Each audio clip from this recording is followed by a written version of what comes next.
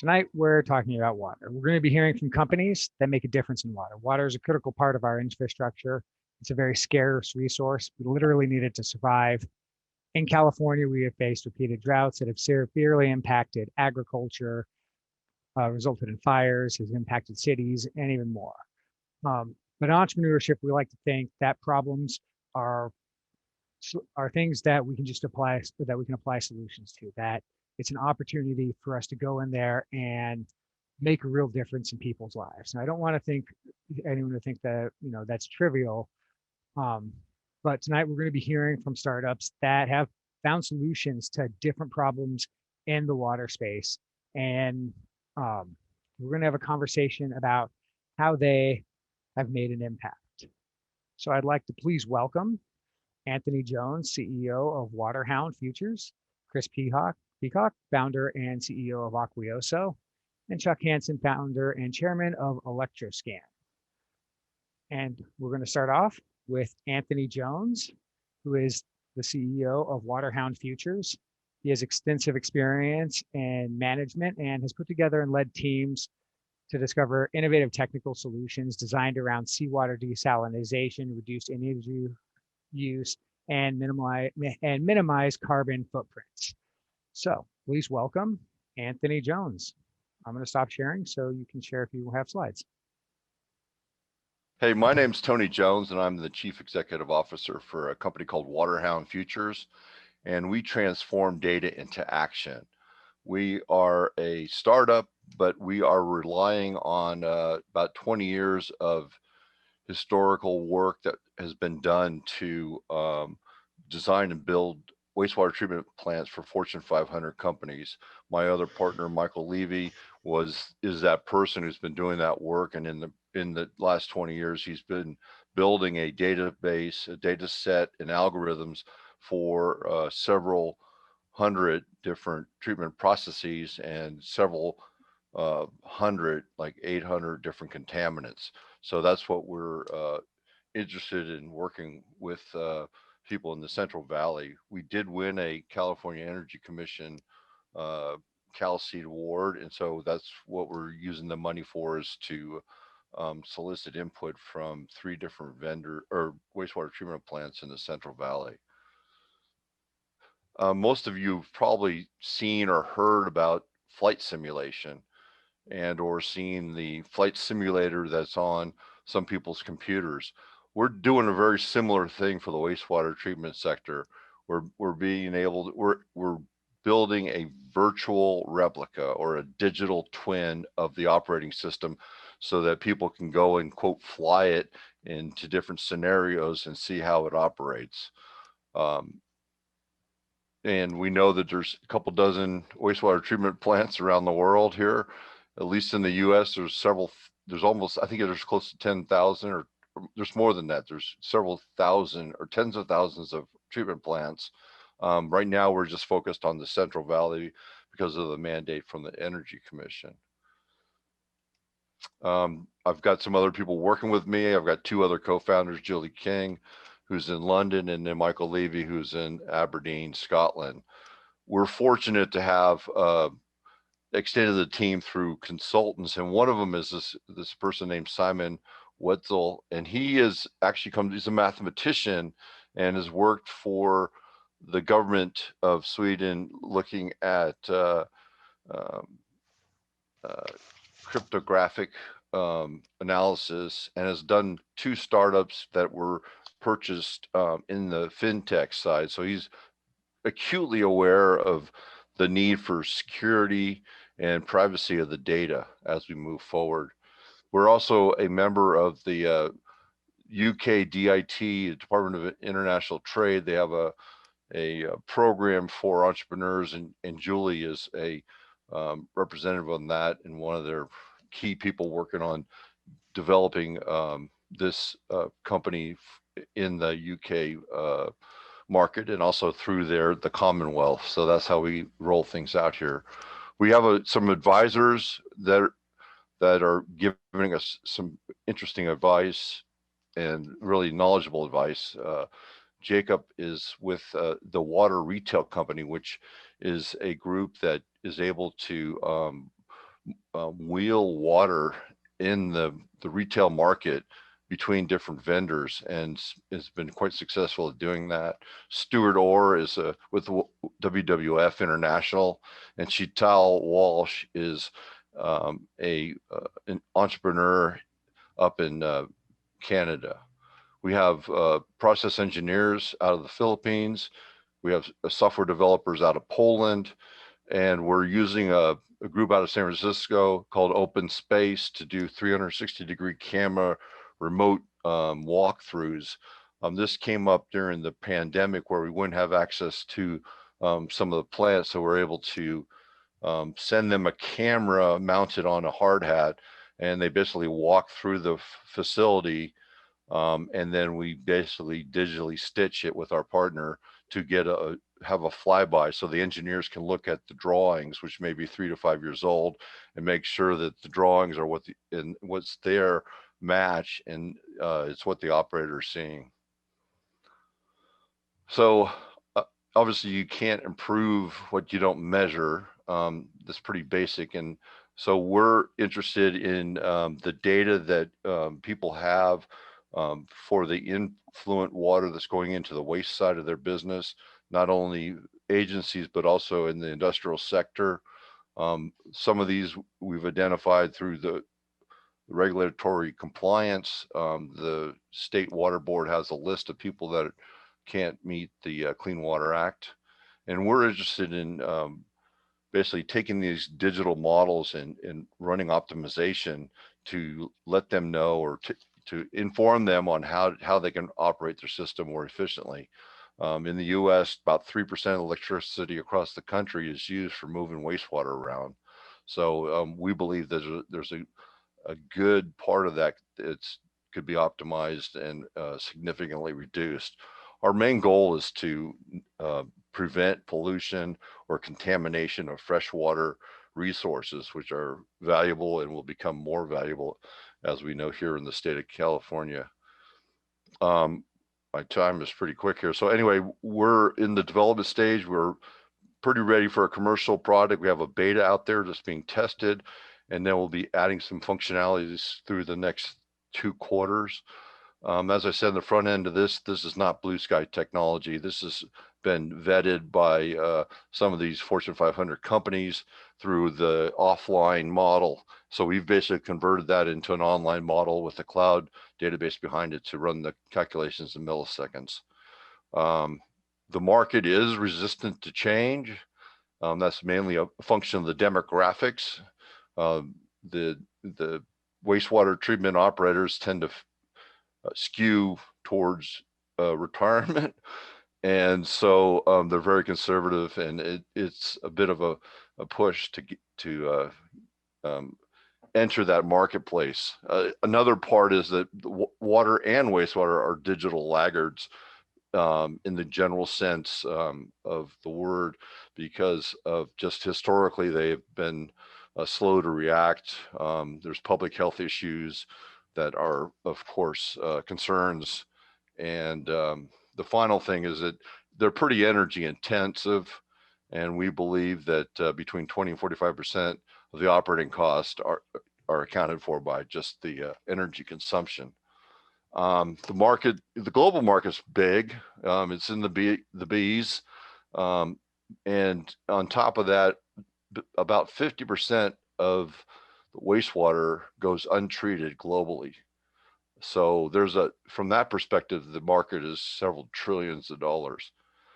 We've got a plan to continue some programming here, and the only other thing I was going to leave you with is that there's a big market for opportunity for reuse. So I think I'll leave it there. Thanks. Thank you very much. We very much appreciate it. If anyone has any questions, feel free to put them into the chat. Yeah, we've got one in there now. Tony, are any of the demonstration sites in the Central Valley or in California that you mentioned? Not yet. We're talking with several food manufacturers and beverage groups, and also a state agency about doing the demonstrations this summer with them. So we're going back and forth. We have not identified the spots yet, but we're looking outside of Sacramento and also outside of Fresno. Cool. Oh, excellent. Thank you for that. Next, I would like to welcome Chris Peacock. Christopher is currently the CEO and founder of Aquioso, a software platform that reduces financial risk for the agriculture economy by providing data, insights, and climate analysis. Aquioso is an alum of Techstars Sustainability Accelerator, as well as the Valley Ventures Accelerator that we talked about earlier. So if you have questions about that, you could always ask him how it was for him. Christopher also has published a book and spoke, I believe, at our second clean tech meetup that we had back in 2018. So we're thrilled to welcome him back right now. And I'm going to spotlight him, and he can go ahead and start. And you can go ahead and start sharing your slides. Awesome, thank you. 2018 seems like forever ago. Let's see. Let me get my slides up. All right, hopefully we good. Can you see? Thumbs up. Yep. All right, awesome. If I sound a little out of breath, I apologize. I went on a little bike ride earlier today. We're up in Lake Tahoe, and the altitude is very different than what I'm accustomed to. So thanks for having me, though. I'm really excited to be here. It's great to share a virtual stage with some really great folks doing awesome work. I'm going to take a little different approach than usual, though, for today's discussion. Rather than really delving into the awesome water security platform, which is like a credit score for water that Aquos has built, and beat our drum to share why water risk is truly business risk, or talk about our business model, I want to share with you the concept of data acclimation and a few lessons that we've learned over the last few years that have helped us build a data acclimation maturity model, which I think could be really interesting to a lot of folks here as you think about your business and your customer's business. But before I do that, I want to start with a basic premise. First, we live in a world where our climate has already changed, and it's continuing to change. Right? Environmentally, our climate continues to shift and change in both predictable and unpredictable ways. Think about extreme weather events such as hurricanes, droughts, floods, and wildfires. If you live in California, you're very familiar with many of these. Politically, our system and our climate has definitely changed over the last year. Right? The current administration is pushing broader and stronger climate and ESG reporting and management requirements. And then, of course, globally, we have the Paris Accord and the UN sustainability goals. And socially, climate has shifted as well, right? People are expecting greater transparency with the businesses that they buy from. Millennials expect that corporations will be doing good. And the shift to working remotely is forcing us to really rethink how we manage what has historically been centralized information. And then, of course, the digital business is certainly changing as well and continues to evolve, right? DeFi or decentralized finance is no longer a sideshow at the carnival. It's really challenging the traditional banking industry. Bitcoin hit an all-time highs, and of course, it's all over the place. But major industries continue to digitize their operations. And whether you can believe it or not, like, we're actually tracking carbon sequestration on the blockchain. So yeah, climate, however you want to define it, really is rapidly changing. And the questions that are really on everyone's mind, at least the folks that we talk to, and maybe even on yours, is what are we going to do? How do we track this stuff? Well, how are the new regulations going to play out? What does it look like? And how does this impact me and my business? So as you already know, my name is Chris Peacock. I'm the CEO and founder of Aquioso. I've been working at the center of water and data for the last 20 years. Aquioso is on a mission to build a water resilient future, and we help organizations understand water risk in their portfolios through a SaaS-based business model. Just a little bit of background, we operate across 8 Western states. We're continuing to expand. Our customers include more than 30 national banks, international food brands, and farmland investors.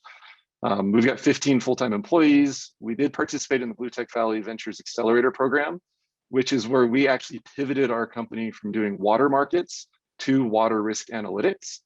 And we're a Techstars company. We recently closed a $2 million Series C round. So for all intents and purposes, we're still a fairly young startup in the overall scheme of things. Over the last few years, though, as we've been solving the problems of water risk, we had to develop a purpose-built data acclimation platform that could ingest both macro water models, local water availability, crop water budgets, and a ton of other information, and put them in the context of both new loans and existing portfolios of loans.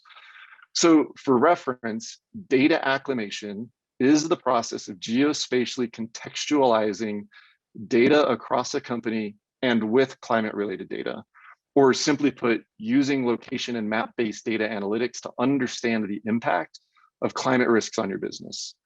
So as Aquaoso built our data acclimation platform and started ingesting various data models, we very quickly learned like our first few lessons. The first is that macro data models are great, but they need to be ground truthed. And small data, while not as sexy as big data, is really critical to analytics that matter.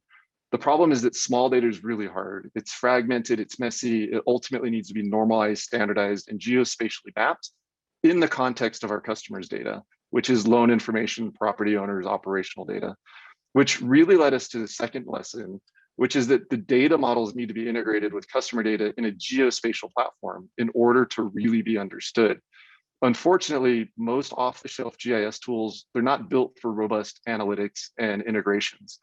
You can piece systems together and you can spend millions of dollars around integrating software. But what we found was that by collaboratively developing a purpose-built data acclimation platform with our customers allowed us to better understand all of the data. And if you're integrating data sets, especially with banks, the lesson here is that we need to understand how a data acclimation platform actually fits into a broader digital strategy. So if you look at other organizations like BlackRock, who are really pushing the envelope and leveraging the digital tools that are available to them, you start to find that these themes are repeating.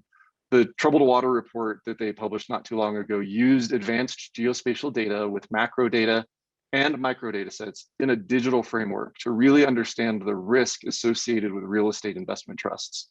So in order to take advantage of any sort of climate analytics, whether it's ours or yours or somebody else's, and start to report on ESG to shareholders or the board or regulators, we really need to define a digital path to follow.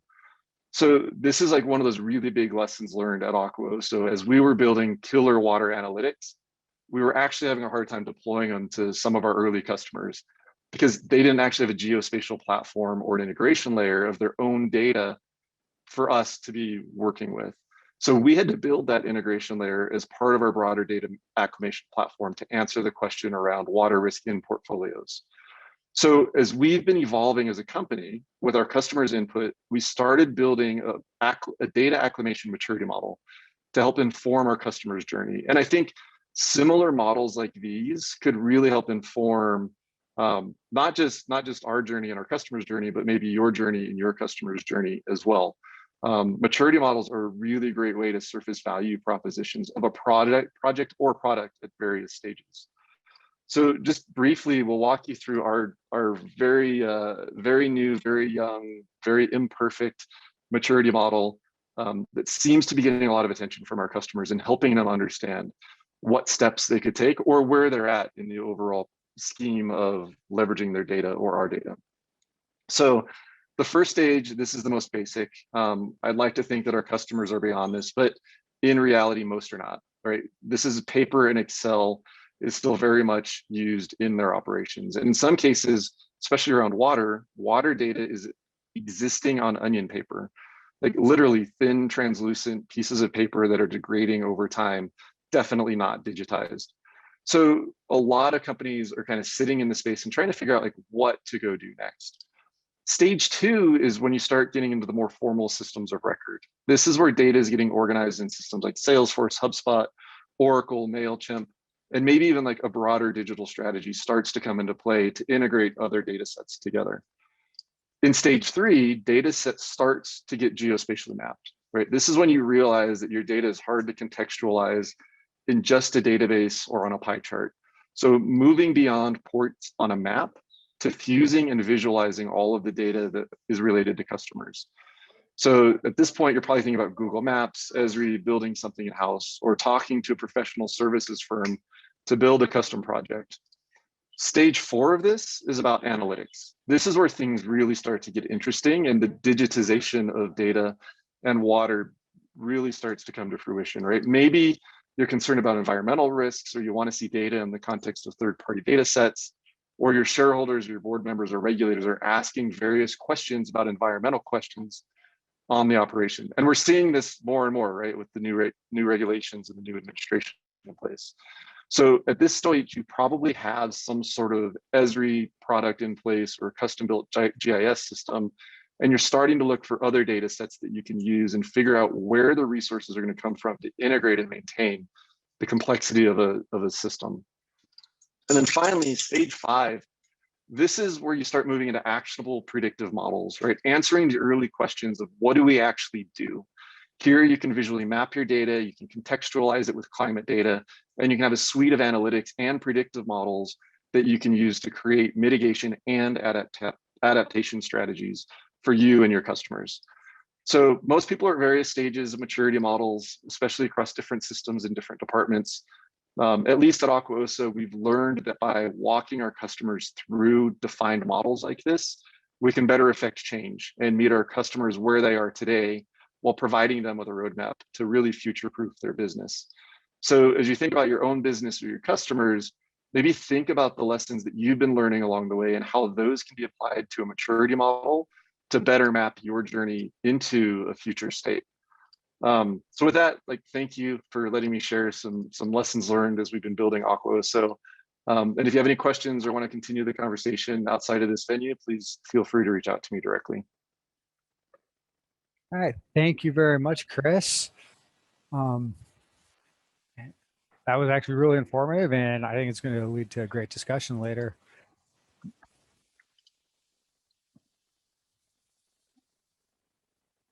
Next, I would like to welcome Chuck Hanson, founder and chairman of Electroscan. In 2011, Chuck founded Electroscan to provide governance and stewardship for the water tightness and testing and certification of water and sewer pipes. I'm definitely excited to hear more about it. The first startup competition that I went to in Sacramento while working at Clean Start featured Electroscan, and they had a whole bunch of people around their booth looking at leak detection. So I'm going to spotlight Chuck here and let him take it away.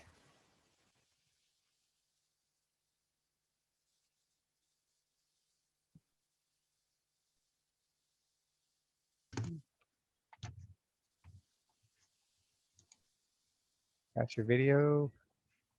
We lose Chuck. Let's see if we can. Oh. Hello, Clean Start. Good. I think I remember that that venue. Wasn't that up at Sierra Nevada?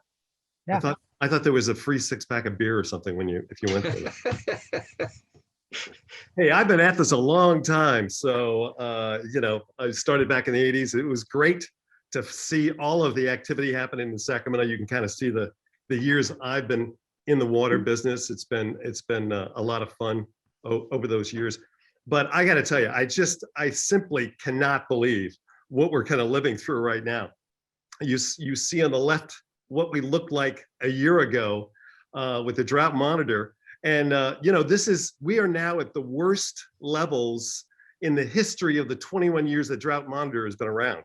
So it's been a real interesting area, and it's not just California. We're expanding this all over the West. So leak detection and finding leaks and quantifying those things, I think is a pretty big deal. Hold on, let me see if I there we go. What we've been doing is we have been testing. I kind of started this as a vacation company because I had Hanson for such a long time. And so we were doing a lot of projects over the world, and things really started getting hot last November. We won the UK Water Dragons event for our water leak detection. I'm going to tell you a little bit more about that. We had a very great award at the start of this year, and just this last week, kind of a top product award from Environment and Energy. So we do leak detection, but we're more than that. We are a platform-based company. So we're looking at doing condition assessment, things like pipe wall thickness. We're also looking at line locations so that we can put sensors in probes inside the pipe. And we're also now looking at water quality. So many times we've been through COVID, so many people find out that we've got something at the treatment plant. We are looking at using a mobile platform because we've now figured out how to get into and out of both water and sewer pipes. So with water, we're really supporting two products. We've got our Delta. This is a 3,000 foot cable, 1 kilometer. And then our Trident, which is a 400, fixes on top of meters, hydrants, and so on. And we now have figured out ways to put our probes into fully pressurized pipe without any service interruption to find leaks. This is how we used to find leaks. We listened for them. And in some cases, we'd actually have either a sniffer dog, as you're hearing about in some cases, or we'd put a helium tracer in there. But 9 times out of 10, acoustic was the way to go. And in fact, a large city has used acoustic data loggers quite a bit. Here's a 65-mile survey that was done. Look at this. Of 165 miles, 10 leaks were found. 7 on the distribution side, 3 on the customer side. 1 non-mile section here on Belt, only 1 customer leak was found with acoustic. And take a look at the inflow and consumption and the total water loss. And if that same water loss was throughout the entire city with all of the service connections, we'd be looking at 5 billion gallons of water loss. And 14% that we're looking at here is kind of a nice total. And that's about 400,000 swimming pools worth of stuff. So why has acoustic been so hard to find leaks? The number one reason has been household water use. If you're out there trying to use an acoustic, you'll get a water hammer, you have people turning on and off waters. That's why so many of these things are done late at night. High groundwater, if you're close to a water source, a lake, river, stream, ocean, you're looking for that differential. And if you've got water on the other side of the pipe, it's just going to be a natural insulator. Pipe material. There's a reason why tuning forks are not made of plastic. If you've got a plastic pipe, very difficult to hear a leak in it. Couplings, repairs, those will interfere with listening to a leak. Different flow patterns. How about street noises? Take a look at the leaf blower. That's the number one way of not hearing a leak on a pipe. Trenching, bedding materials. If I've got a leak and I'm holding it right back there again, that's another way to hold that water. I'm never going to hear the leak if that's the case. If I've got air bubbles, air pockets, just the judgment. You can see the guy that is taking the test at the hydrant, listening for 30 seconds and moving on. That's our number one way of listening for a leak is on a hydrant. And of course, acoustics can't hear. I like what Tony just said. You can't improve what you don't measure. Not one tool on the market measures leaks in gallons per minute. How can you possibly fix that? And then there's pressure. You know, when you're testing some of these things, you want the pressure as high as possible. So honestly, if you don't have a leak, you're going to make one. But if you've got lower pressure, take a look, you can hardly see that difference. So Electroscan, we do away with all of that. No noise impact, no flow, no pressure. This technology measures the size of holes. That's what we do. We don't push water through it. We measure the size of the orifice, giving the PSI. I'm going to tell you the gallon per minute, the holy grail of this. And I'm going to have focus. So I'm going to have 1 centimeter accuracy in the location of those leaks. How do we do this in real life? We're just getting finished with major projects at Angling, Severn Trent, Thames Water.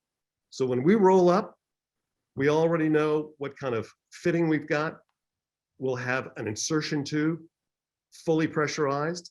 We'll have a chlorination chamber. So anything that goes in, we know that that's hermetically sealed. So as we go then, this is not Aquam, this is not JD7. We'll have a hydro chute and propel up to 1 kilometer into the pipe. This is a combination of acoustic just so I can show you what you can't hear, CCTV, and Electroscan. As I make it 3,000 feet away, I'm going to close that chute. And on the pullback, this is where the magic happens. I'm going to take a low voltage, high frequency electric current, and I'm going to interrogate the pipe 360. And if I find any opening, I'm going to measure the size, and I'm going to tell you exactly how many gallons per minute that leak is, or in the British case, liters per second. If you understand this picture, you get what Electroscan is all about and the science behind it. I've got two ends, and I'm using water as a conductor, and I'm going to evaluate every opening inside of a pipe. And I'm going to do it with 6 AA batteries in most cases, 40 milliamps. All we do is we set up an electric charge inside the pipe, a grounding stake. And again, if it's a perfect pipe, I have a flat line. If I have a leak at a joint, at a crack, then I will go back and return and actually measure the amount of current. This is what our COMSOL models look like. So I am actually measuring the size of that opening as I'm having that probe go down. What does that do? Well, the one thing it does is we have the ability to test the water tightness of every joint in a pipe. Where Sahara or SmartBall may have, if they're lucky, 1 leak per kilometer, our average is about 100. And we will assess every joint to see if electric current can go up, turn left, and hit ground. Every crack, this is key. If I got distributed cracks, if I got concentrated cracks, this is how I'm going to come out and do rehab based on where that is. And with TV, we can see any of the illegal connections, which there are about 5 to 10% illegal connections out there. So here's a case study, a little 560-foot pipe, 24-inch diameter, failed multiple hydrostatic tests, failed multiple acoustic hydrophone tests, data loggers, correlators, helium tracers. Pressures were erratic, flow, turbulent, traffic, noisy. Our crew shows up. 2 hours later, we go up to the cloud. Just showing off. We have clouds that go ahead, transmits that data up less than 10 minutes. So I don't care if I'm in the desert of Abu Dhabi or on the Ginza in Tokyo, the data is displayed automatically. This pipe, 15 leaks in 600 feet. You can see 2 major. Every leak is specifically identified. And because I got TV, now I know where to look. But this time, when I see an angular rock at a joint and it hooks up to a spike, I know exactly that I've got a leak right where they went ahead and installed this pipe. And we have acoustic, and look, it's the British, so we have a bake-off. Every time the acoustic hit the wall of the pipe, every time it went through, we had a false positive, so that couldn't help us. So we're now in a world of who does GPM and who doesn't. That's what we do. We've got our Delta, we've got our Trident, and we have new things coming out, which we like to call Kingfisher and Swordfish. These are small plumbing so that we can go into 50 millimeters, so that's 2 inches, or down to 1 inch. We've just opened up a training facility because we now sell our Tridents out here. It's right, if you know where Leatherby's ice cream shop is, we're right down the street. We do full our training. All of our guys can show you how to turn these things into 90s. And we hope you come out and see what we do. This is changing materially how we find, quantify before and after leaks. And with that, I thank you very much.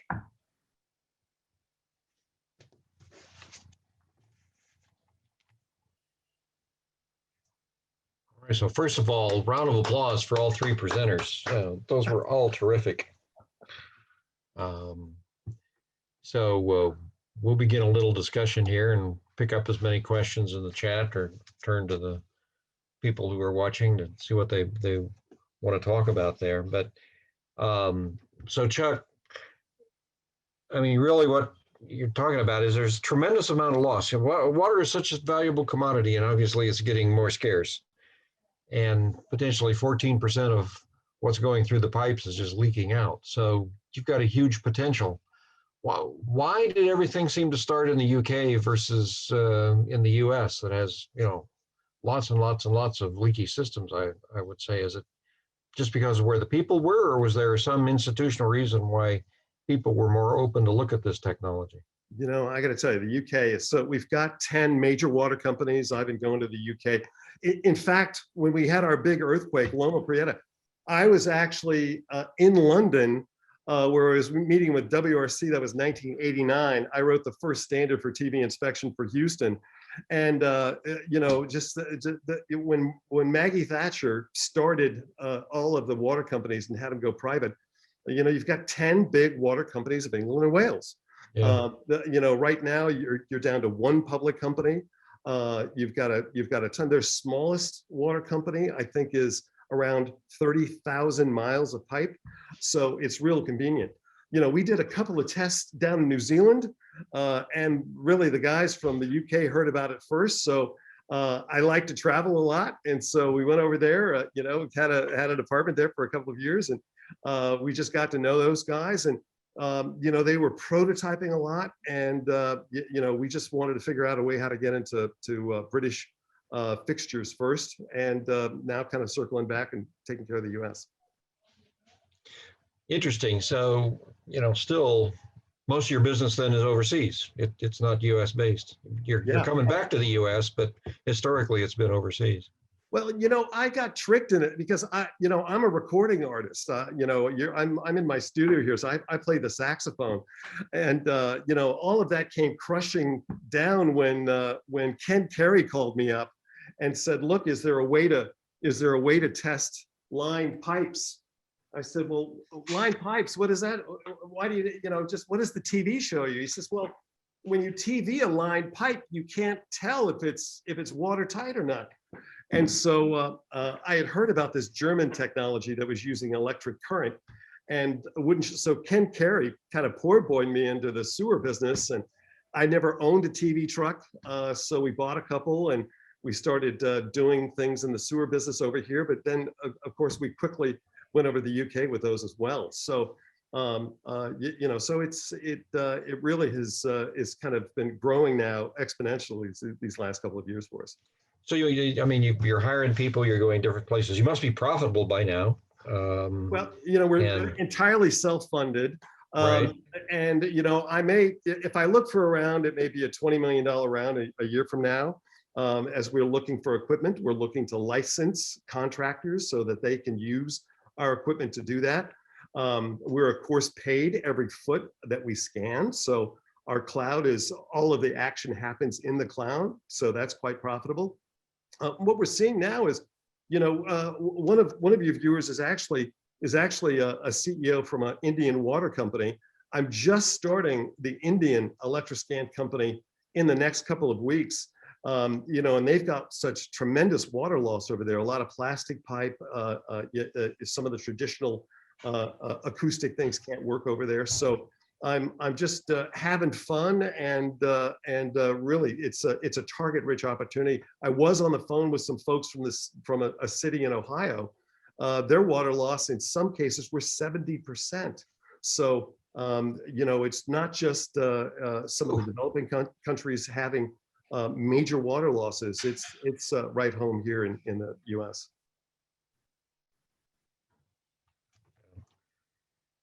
I think there's ripe territory for you. Oh yeah. It's like one of the other speakers said, if you aren't detecting it, if you aren't measuring it, you don't know what's going on. So, we're in the middle of a extremely serious drought here. And I can't imagine how many millions of gallons of water are just leaking away and nobody even knows it. Congratulations on all that you've achieved there. And yeah, since we gave you a 6-pack of beer, you've really taken off. We must have the magic touch. Yeah, was that called Clean Start back then? And I'd never been up to Sierra Nevada. Yeah. Before that time, so I had a lot of fun. Yeah, well, glad that worked out for you. So turning back to the other presentations from Chris and from Tony. So Tony, can you sort of capsulize what's the biggest gain from what you're trying to do? And you're talking about you're preventing contamination of fresh water. A lot of it's monitoring wastewater facilities. Are we just talking about trying to segregate fresh water from treated water, or what are the big gains that you're going after with Waterhound? Well, because of the Energy Commission grant, our focus has been on the energy consumption. A lot of well, first of all, we're targeting some of the industrial players. And so, like, for example, they may be making peaches. Well, wastewater is not exactly their forte. It's not their core expertise. So we believe that they usually put the junior guys on it so they don't screw it up, and then they move them into the production side. So we just think there's a lot of opportunity. And well, we know there's a lot of opportunity for going in and giving them more efficient, more optimized systems. They're not, none of these systems are optimized. Most of the people don't even look at the data that they have already. So we have a framework that you can put the data into and get some sort of analysis. So that's kind of, we see this initial setup as being more on the energy side, but eventually we're going to see water reuse as our prime thing that we've been going after. Hey, Tony, I got a question for you. You know, I hear the water energy nexus. So what's your rule of thumb of the component cost of energy to a typical wastewater treatment plant? I mean, if there is one, how is? Yeah, I don't have something like that. All I have is, I've got an average on BTUs per year per volume, or per volume per year from some work that was done by the EPA, but I don't really have just a rule of thumb. But it's kind of weird because most energy you need water. I know for like a barrel of oil, at least Shell has reported they need 40 gallons of water, 40 barrels of water to get that 1 barrel of oil, which just seems like a lot of water to be moving around just to get that 1 barrel. And yet when we treat the water, we also have to put energy into the system. And I don't know if you've looked at your bills, but usually the sewer bill is bigger than your drinking water bill. And there's a reason for that. I mean, this is a hot button issue over the UK. They're right now at AMP7. That's their 7th asset management plan. And they've really put a relationship between the amount of infiltration, so rainwater that comes in through the pipes and then goes down to the treatment plant, and of course the pumps are working overtime. It's overflowing back into the rivers. There's a report almost every week of the few rivers that you can swim in the UK because of these overflows and so on. But it's the Ofwat has just hammered the British water companies for these things, and tied the whole energy output and carbon based on that. So I really thought it was just kind of a nice thing to say up until a couple of years ago. But this has got teeth in it now. So even old dogs like me, I mean, I'm 65, and it's really interesting to see how these things are really, coming up to bite some of these larger utilities. Yeah, I mean, one of the things with the utilities is the water, if they put that water out there and there's a 30-40% leak, they don't get any revenue on that. Right. So for them to fix it, then they can actually make some money on it. I know that when I was in Malta and some of these other countries, their rates are about 40 to 50%, which is crazy. So yeah, I mean, it's one of the areas. It's kind of like the one of the areas you got to deal with. But do you dig up the thing? Do you go trenchless? Do you put in sleeves? There's a whole bunch of different ways of fixing the things now. But they got to be fixed, and that's a kind of a special expertise. Agreed. Okay, Chuck, or Gary, is it okay if I ask a question? Yeah, Dan sure. Kellen here. Hey, Chuck, Dan Kellen, good to see you. Hey.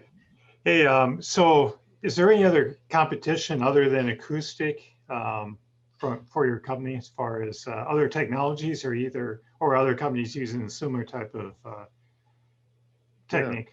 Yeah, so if we just look at low voltage conductivity, we were lucky enough. I knew some of the guys in AWWA, so we're part of the M77. There was one other company on the planet that was playing around with conductivity, and that was WRC. And WRC was the company that did Sahara. That was a tethered probe, acoustic probe. They have a smart ball, an untethered probe. But our patents are pretty much pretty different than them and measurement. But there are 100 different methods for trying to find a leak. You know, we've got supposedly satellites to identify it, but again, I was just on the phone with one of the folks in Brazil, and when you've got high groundwater conditions, I mean, finding water on Mars and finding water, you know, in Munich are two different things. And so most of the other technologies are focused on, you know, finding those critical DMAs, you know, those district meeting areas, so we know which ones. I mean, where's the low-hanging fruit? You know, Sacramento, 80% of my water loss is from 20% of my pipes. But where is it? So we work with sensor-based companies. There are great metering technologies in the field to get us to those DMAs. We just happen to play, you know, by the inch and by the foot, because we want to make sure we know where X marks the spot. That's what this game is all about. There's so many dry holes that get done. I mean, if I have a correlator where I've got an acoustic from two spots, I may find a leak in the center someplace, but I'm missing all of these other leaks, and so I can very easily come back and be fixing another leak at the same one and have no flow reduction. So, you know, we're really, it's been a huge game of whack-a-mole for the last 50 years. So, you know, how can we get more precise for that? So, you know, outside of acoustic and satellite, there's pressure transients, helium tracers I mentioned, you know, but again, helium will leak. And again, you want to know, look at, is it at the tap? Is it at the main? We're trying to be more granular and more forensic, so we know where these things are.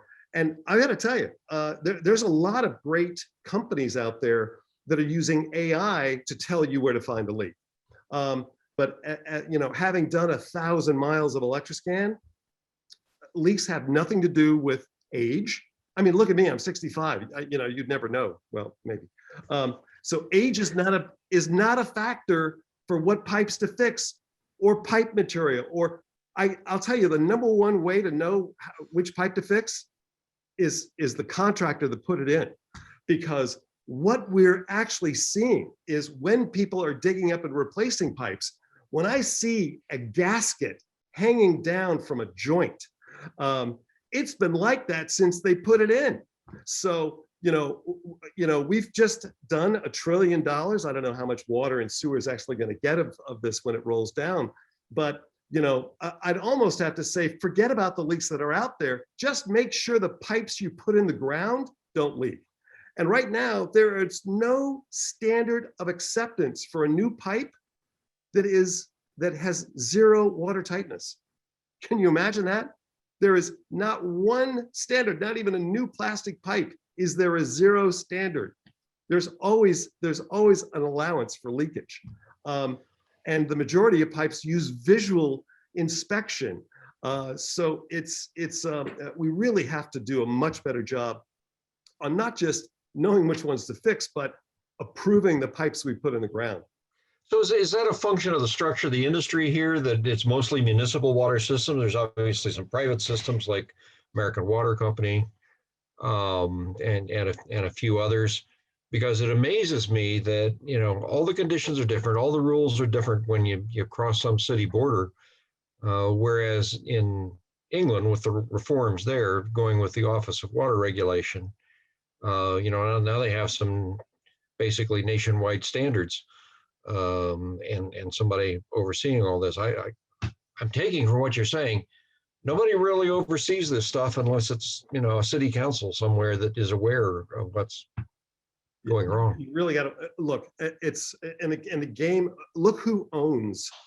If you remember the old Enron days, when Enron, before they crashed, they bought their own UK water company. Right. And when they went bankrupt, a family in Malaysia, bought Wessex Water. And I'm going to tell you the secret for how we sell leak detection in the UK. And that is, we want to find pipes that don't need to be fixed. Technically, all of the private equity firms that now own the British water companies have already allocated CapEx to replace all the pipes. So if you have a solution that will tell them that that pipe does not have to be replaced, again, we're accounting for that asset in perpetuity, right?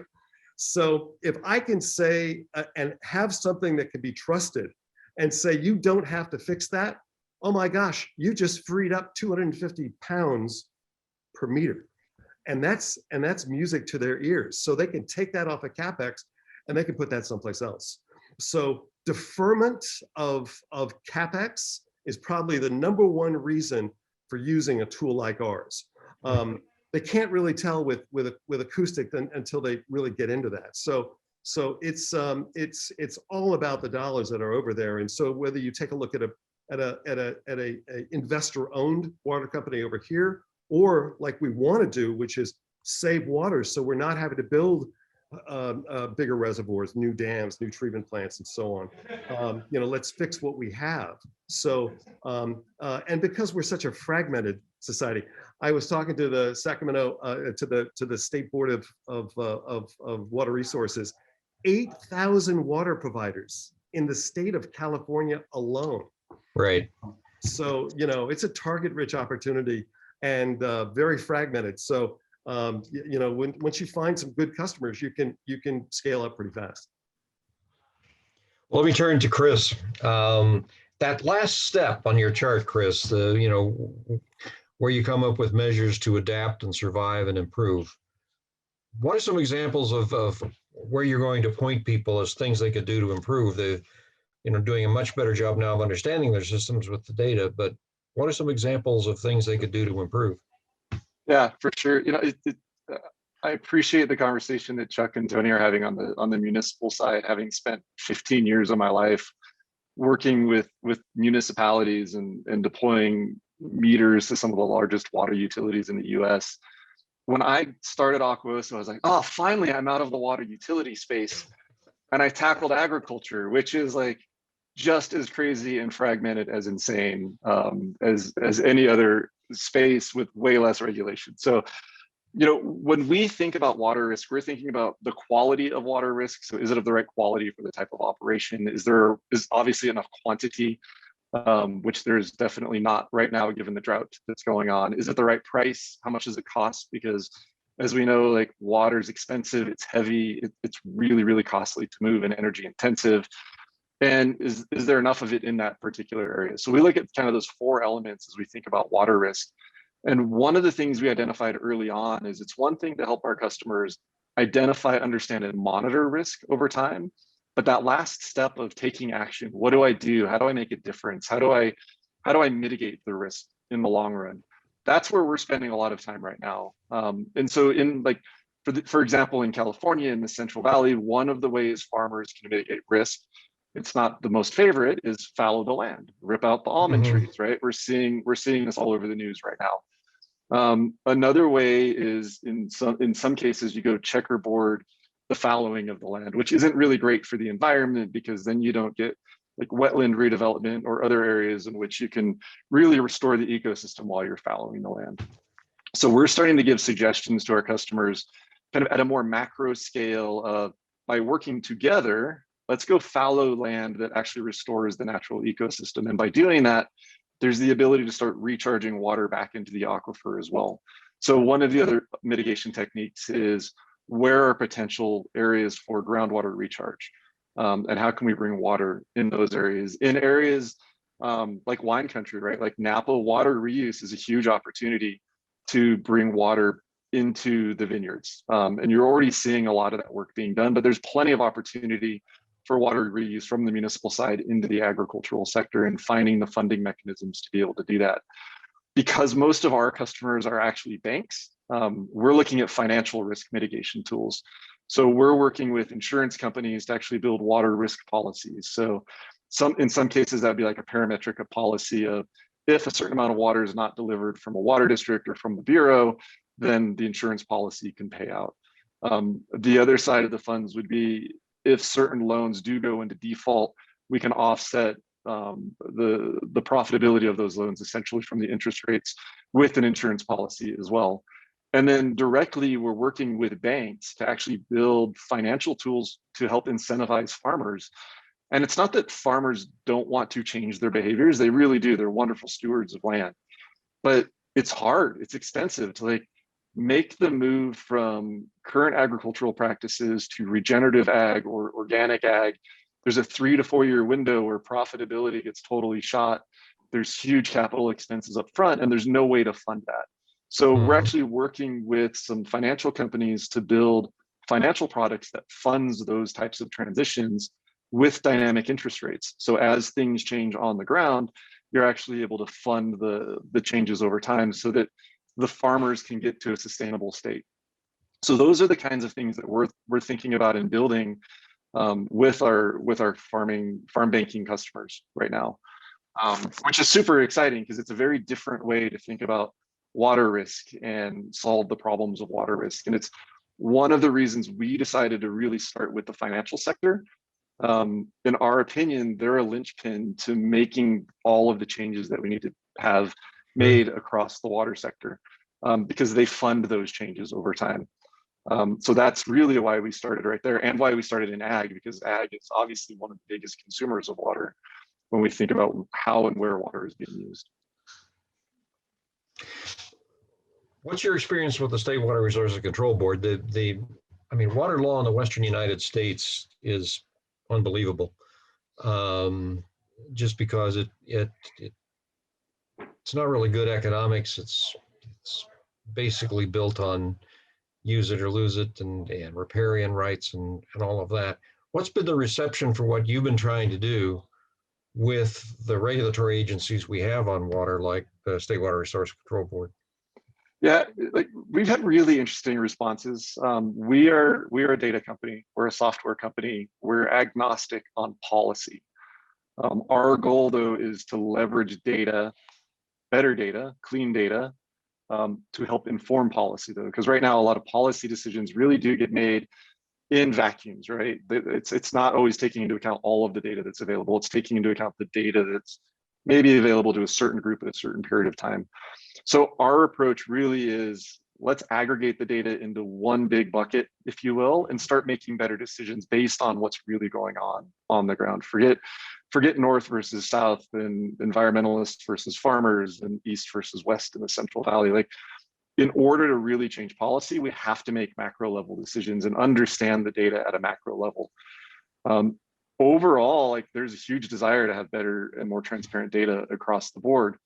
One of the things that we're really able to do is because we're working with banking data, which is highly secure, as you can imagine, and we're working with personal data from the farmers, we're able to act as like a third neutral party to aggregate data and information so that farmers' data stays protected, bank data stays protected, but we can make decisions using that data without exposing the data necessarily to the decision makers where historically there's been conflict.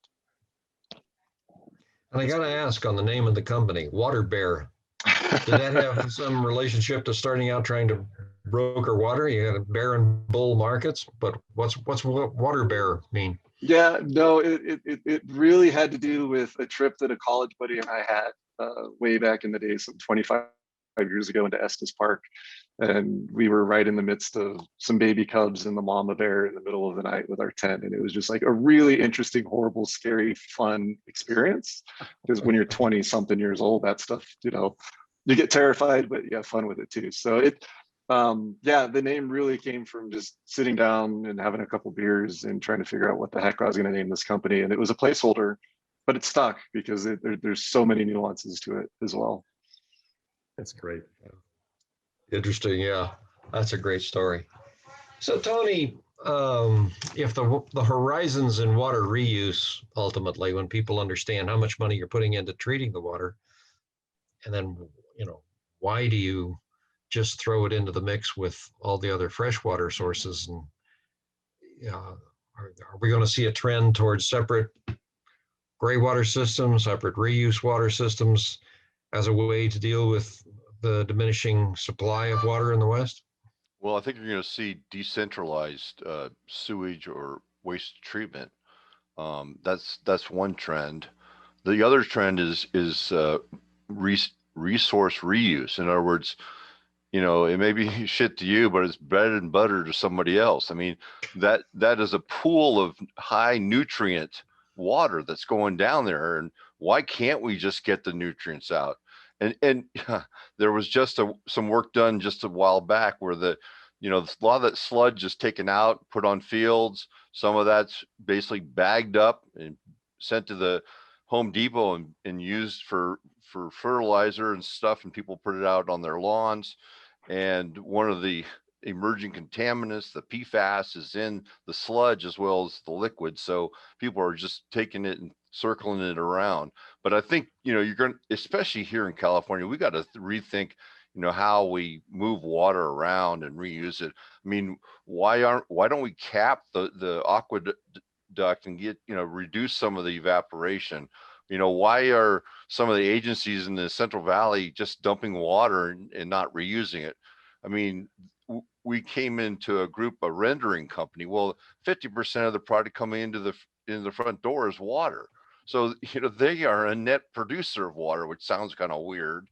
But so, yeah, I just think we're going to have to look at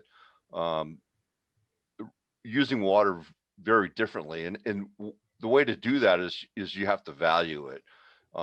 And the urban ag split, you got to also split some of it with nature. So it's a three-way split there, and generally nature ends up coming up with the short stick, so they don't vote too much, whereas the other two groups can vote. So I think we're going to see a distributed system, and possibly even brownouts. There's a question in the chat that went to me that's for Tony that I'm going to go ahead and ask here. How in California, how many municipalities reuse their wastewater, or what's the kind of makeup of their wastewater? And can all cities and towns financially afford to reuse their wastewater, or is there a financial barrier there, or how would they overcome that? Yeah, I mean, there are examples, especially in Southern California, of reusing water, and not just dumping it into the ocean. The trend is going in that direction. As to the question is municipalities, I think, the state has this thing called revolving fund where you basically get a loan and then it gets repaid. But I think, now we're a little flush. So maybe there's a way to, utilize some of that to get some of these infrastructure opportunities to, move forward. Okay. Gary was having some quick issues there. Lynn Goldsmith notes that LA is also reusing sludge. Yeah. So, Bill Carpenter, if you're still on there, obviously we're talking about subject near and dear to your heart, but relative to septic tanks and disposal. Do you want to give us a minute on EnviroCycle? All right, he put some information up on the chat. So his whole thing is in the remote systems where people are on septic tanks, there's a whole lot better way of dealing with that water too, and bringing its quality up. It's basically aerating the septic tank. So we'll move on from there. Are there other questions out there in the audience? Mark Anderson, did you get all your questions answered? Okay, so he's okay. Let's see what else here is in. Yeah, to give you a little bit of update on that, Gary. Oh, here we go. Yeah, I'm back in action here. In EnviroCycle, we determined that decentralization of the wastewater stream is one of the most important parts. Because of the cost of moving water, we're not only able to treat the wastewater at the home site, we're also able to discharge it into the aquifer. So we're recharging the aquifer. So we're saving a ton of money that way. So there are many environmental advantages to doing decentralized, as the previous folks have mentioned. Right, and I'm glad to hear that you've got some other creativity there on what we do with the disposed of water and get it back in the system. So we have sort of a one-way system now, and we're not reusing a very large quantity of what we're doing. Yeah, a lot of the stuff that we're doing now is in Napa County, where there are trace amounts of nutrients, phosphorus, nitrogen, that we're able to actually put into the crops that they're harvesting in Napa. And so even though it's small flow, it's 800 gallons per day, per site, we're still looking at, if you scale that out, we're looking at a pretty sizable savings as far as the treatment of wastewater, and also a reclamation of fresh water. Right. Yeah, a huge area for innovation. Because it's mostly public systems, I just think that innovation is way behind on what's going on. So it's been great to hear from all three of you on a lot of the creative ideas you had, and then you're pushing things forward, getting people to think in different ways about what we do with water. But boy, it looks like drought is going to be a constant in our future. And I'll take advantage of Chris being up at Lake Tahoe. So I look to the east and I see big clouds over the mountains. You get any rain today? It did. It actually did rain. It rains today. It cooled off quite a bit, and it was raining, and it was wonderful. Well, get out there and get more of that. It may not contribute much to surface water runoff, but it'll take the fire danger down. Yeah, I think that water flows towards Reno. Depends on where you are. Depends on where you are. There's one dark side of the drought. We all know how to fix the drought if you're a water company, and that's just lower the pressure. The problem that we're seeing, we saw it in the headline in CNN yesterday about how Sacramento's water now tastes like mud. But when you lower the pressure, one of the problems is that will start, instead of water coming out of your pipe, It goes in. Start sucking it in. And so if you've got aquifers, if you've got contaminated water, that's going to come in, and we can start seeing boil water notifications. So it's something that we've just got to look at. We've got to take a different approach as we have this. I mean, the last time we went through this in 2016, it looks like it's going to be here to stay. And I think all of the solutions are just, it's a great timing. And I just want to say, great to be with you guys, and great to finally meet some of you. Yeah, well, it's good to see you again, Chuck. We're glad to see you're still here. You're back in the country and still playing the saxophone. Yes, I am. All right. Well, we're going to wrap up here. Thanks again to all of our speakers and for everybody who's participated. We have these kinds of discussion sessions once a month. We'll take our usual summer break and probably not have another one until September, but they've been very good this year. And I think, we're just trying to make sure everybody's on the cutting edge of what's going on and knowing the people in the network that we have in the greater Sacramento area here. So, Carlos, anything else you want to comment on about the Urban Water Master Plan before we sign off? I think a lot of good stuff was covered here. Obviously, a little bit of a different jurisdiction than myself. But in terms of what the city is doing, it may be relevant to some of those that are on the audience in terms of asking citizens to conserve water. We're taking steps. We're considering a number of measures ourselves. I think it was a really great panel and just enjoyed being a part of it. So thank you. All right, well, get out there and inspect those pipes. Want to make sure we're not losing 20% of our water. So Thomas, let me turn it back to you. And again, thanks everybody for joining. All right. First, I want to thank all of our panelists, guests, and everyone today. Big round of applause. I really appreciate it, putting this together for us. Thank you, Chris, Chuck, and Anthony for joining us. I also want to thank our overall program sponsors, Momentum, Greenberg Traurig, PIM Motion, Reverent, Hacker Lab, and Moss Adams, and our community of partners. And I want to thank all of you for attending. Check out our next upcoming Clean Start Perspectives on the 29th, 6th, 12th, and 13th. And our next Clean Tech meetup in September, we're planning to do it in person. So come in, let's get back to some semblance of normal and see people in person if everything's safe enough. So thank you for attending. All right. Thank you all.